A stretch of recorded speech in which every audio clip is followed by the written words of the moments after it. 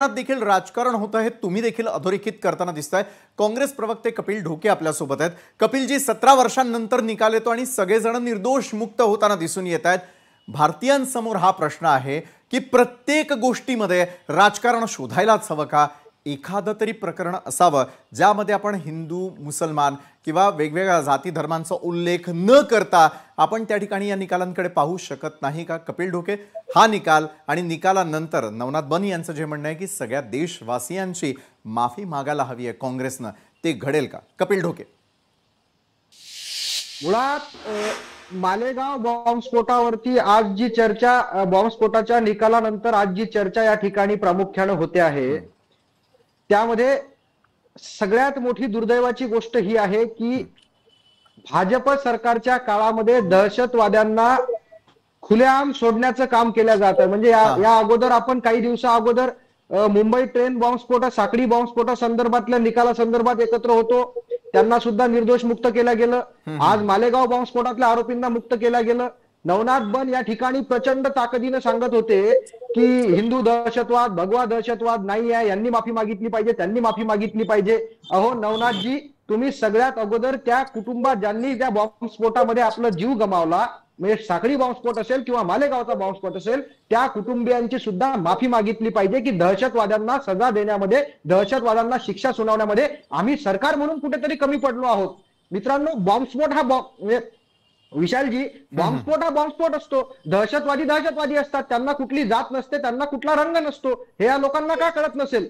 म्हणजे ठीक आहे की बाबा आज तुम्ही आनंदोत्सव साजरा करताय, भगवा दहशतवाद नाही आहे, हिंदू दहशतवादी नाही आहे।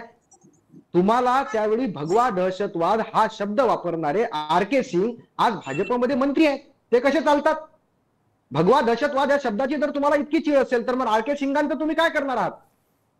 याचं उत्तर सुद्धा त्यांनी दिलं पाहिजे। बद्दल माफी मागितली आहे, दुसरी गोष्ट ऐका, नवनाथजी ऐकून घ्या, नवनाथजी ऐकून घ्या, माफी मागायचा प्रश्न नाही, तुम्ही त्या परिवारांची माफी मागा ज्या दहशतवाद्यांना तुम्ही सोडताय, ज्या दहशतवाद्यांना सजा देण्यामध्ये तुम्ही अपयशी ठरता आहात, ज्या दहशतवाद्यांना सजा देण्यात तुम्ही अपयशी ठरत आहात, त्यांच्या कुटुंबियांची बॉम्बस्फोटामध्ये नवनाथजी ऐकून घ्या, आम्ही ऑपरेशन केलं आणि अशा दहशतवाद्यांना यमसदीने पाठवलं, त्यामुळे तुम्ही काँग्रेसने दहशतवाद्याबद्दल बोलूच नाही। तुम्ही काय दहशतवाद देशाची माफी मागायला पाहिजे, तुम्ही अपयशी ठरता, तुम्ही सगळ्यांची माफी मागितलं पाहिजे। जोपर्यंत तुम्ही माफी मागत नाही तोपर्यंत देश तुम्ही काय बोलताय?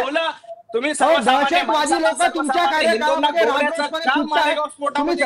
तुम्ही सरकार म्हणून कमी पडले का? मालेगाव बॉम्बस्फोट कोणी केला? गृहमंत्री तुमचे होते। मालेगाव बॉम्बस्फोट कोणी केला? 2008 ते 2014 पर्यंत गृह मंत्रालय तुमच्याकडे होतं। ऐकून घ्यायची तयारी ठेवा, ऐकून घ्यायची तयारी ठेवा, नवनाथजी ऐकून घ्यायची तयारी ठेवा, ऐकून घ्यायची तयारी ठेवा। नवनाथ हिंदूंना गोवण्याचं काम, अहो नवनाथ बन, तुम्ही दहशतवादी बॉम्बस्फोट कोणी केला असेल तर ते काँग्रेसने केले आणि या देशाने काँग्रेसचं हे षडयंत्र ओळखलं, म्हणून 2014 साठी काँग्रेसला घरी बसवलं आणि 2024 ला देखील 100च्या आतमध्ये काँग्रेसला जागा मिळाल्या। आता तरी काँग्रेसने सुधारावा आणि तमाम हिंदूंची तमाम भारतीयांची माफी मागितली पाहिजे आणि त्याच्यानंतर बोलावं। त्यांना म्यूट करा किंवा त्यांना थोडं ऐकून घ्यायला शिकवा। अजून चर्चेला सुरुवात सुद्धा झाली नाही, आपल्याला 1 तास इथे राहायचं आहे। नवनाथजी ऐकून घ्यायची तयारी ठेवा। तुमच्या मधात मी कुठेही बोललो नव्हतो, मधात बोलण्याचा काळ साधारणतः आपण चर्चेच्या शेवटी आणत असतो, तो आपण आणूयात। पहिले ऐकून घ्या की आर.के. सिंगांनी माफी मागितली म्हणून त्यांना तुम्ही मंत्री केलं। आम्ही बिलकुल तुमची माफी मागणार नाही, हिंदूंचे काही तुम्ही ठेकेदार नाही, हे सगळ्यात पहिले लक्षात घेतलं पाहिजे। आम्ही सुद्धा हिंदू आहोत, पण आमचं हिंदुत्व हे तुमचं शेंडी जाणव्याचं हिंदुत्व नाही, हे सुद्धा तुम्ही सगळ्यात अगोदर लक्षात घेतलं पाहिजे। हिंदूंचा कैवार काय भाजपने एकट्याने घेतला का? जाती जातीत भांडण लावण्याचं काम करता, यावरच राजकारण आहे का? अहो आज हिंदू सोडा, हिरवा दहशतवाद, भगवा दहशतवाद हे सोडा, बॉम्बस्फोट कोणी घडवून आणला? सरकार म्हणून याचं काय उत्तर तुमच्याकडे आहे? सरकार म्हणून याचं काय उत्तर तुमच्याकडे आहे? आमच्या काळामध्ये आम्ही दहशतवाद्यांना पकडलं, त्यांच्यावरती खटले दाखल केले, त्यांना काही लोकांना फाशीवरती चढवलं, काही लोकांना सजा सुनावली, काही लोकांवर खटले चालवले। तुमच्या काळात राजरोसपणे दहशतवाद्यांना सोडून देता? बरं, दहशतवाद्यांना सोडून देण्यात आल्याचा आरोप कपिल ढोके आपण करताय, याचं उत्तर नवनाथ बनी यांच्याकडून मी घेणार आहे। मात्र नवनाथजी, आपल्याकडे येण्याच्या आधी या संपूर्ण निकालाला थोडक्यात मला समजून घ्यायचं आहे आणि यावेळेला स्वतः प्रज्ञा सिंग ठाकूर यांचे वकील ॲडव्होकेट उमेश वालझाडे आपल्यासोबत आहेत. उमेशजी, आधी सुरुवातीला ॲडव्होकेट म्हणून तुम्ही या निकालाकडे कसं पाहता? म्हणजे निकाल कुणाच्या बाजूने लागला त्यापेक्षा सर्वसामान्यांना कळेल अशा भाषेमध्ये मला आपल्याकडनं निकाल समजून घ्यायचा, कारण 17 वर्षाचा हा कालावधी गेलेला आहे. त्यानंतर मग प्रज्ञा सिंग ठाकूर यांनी आज बोलत असताना त्यांच्या मनात असलेली सल बोलून दाखवलेली आहे.